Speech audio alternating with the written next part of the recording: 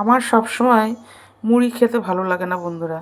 কি খাবো কি খাবো সকালে ভাবছি, সকালে একটা কিছু তো খেতে হবে, খুব খিদে পেয়ে গেছে।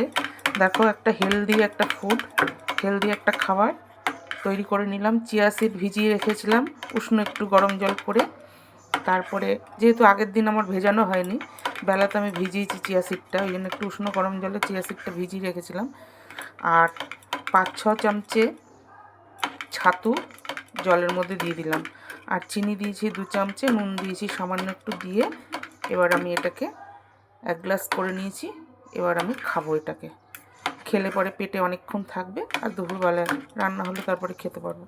তা চলো, তোমরা কে কে খাও এইভাবে চিয়া সিড দিয়ে ছাতু দিয়ে সকালবেলা, আমাকে একটু কমেন্ট করে জানাবে। আমি তো ভালোই খাই। তা চলো খেয়ে নিই এবার এটা। আজ এই পর্যন্ত, কাল আবার নতুন কোনো ভিডিও নিয়ে হাজির হবো। ততক্ষণে তোমরা সবাই সুস্থ থেকো, ভালো থেকো, সাবধানে থেকো। আজকের মতো টাটা, বাই বাই।